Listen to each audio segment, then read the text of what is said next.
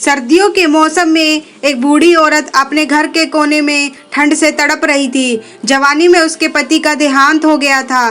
घर में एक छोटा बेटा था। बेटे के उज्जवल भविष्य के लिए उस माँ ने घर घर जाकर काम किया। काम करते करते बहुत थक जाती थी, लेकिन फिर भी आराम नहीं करती थी। हमेशा एक बात याद करके फिर काम में लग जाती थी कि जिस दिन उसका बेटा लायक हो जाएगा तभी आराम करेगी। देखते देखते समय बीत गया। माँ बूढ़ी हो गई और बेटे को एक अच्छी नौकरी मिल गई।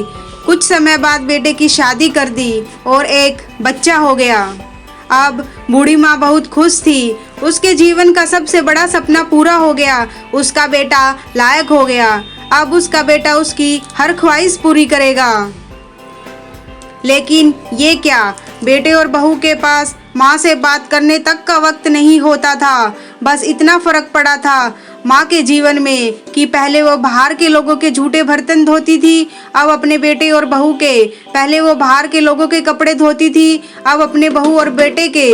फिर भी खुश थी क्योंकि औलाद तो उसकी थी। सर्दियों का मौसम आ गया था। एक टूटी चारपाई पर घर के बिल्कुल बाहर वाले कमरे में एक फटे कंबल में सिमट कर माँ लेटी थी और सोच रही थी कि आज बेटा आएगा तो उससे कहूँगी कि तेरी माँ को बहुत ठंड लगती है, एक नया कंबल ला कर दे दे।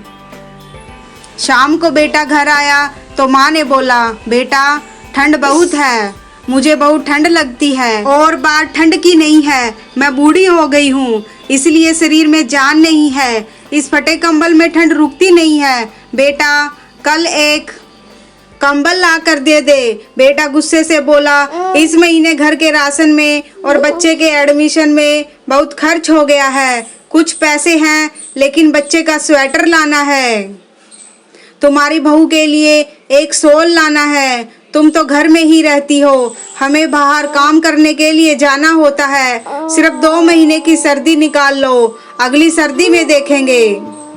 बेटे की बात सुनकर माँ चुपचाप उस कंबल में सिमट कर सो गई। अगली सुबह देखा तो माँ अब इस दुनिया में नहीं थी। बेटे ने सबको खबर दी कि माँ अब इस दुनिया में नहीं है। सभी रिश्तेदार, दोस्त, पड़ोसी इकट्ठे हो गए। बेटे ने माँ की अंतिम यात्रा में कोई कमी नहीं छोड़ी थी। माँ की बहुत बढ़िया अर्थी सजाई थी, बहुत महंगा शॉल माँ को उड़ाया था। सारी दुनिया माँ का अंतिम संस्कार देखकर कह रही थी कि हमें भी हर जन्म में भगवान ऐसा ही बेटा देना। मगर उन लोगों को क्या पता कि मरने के बाद भी एक माँ ठंड से तड़प रही थी, सिर्फ एक कंबल के लिए। दोस्तों, अगर आपके माँ बाप आज आपके साथ हैं तो आप बहुत भाग्यशाली हैं। आज आप जो कुछ भी हो वो उन्हीं की मेहनत और आशीर्वाद से हो। जीते जी अपने माँ बाप की सेवा करना आपका पहला कर्तव्य है, क्योंकि उन्होंने आपके लिए अपना पूरा जीवन दे दिया है। अपने माता पिता की जीते जी इज्जत करें, प्रेम करें। धन्यवाद।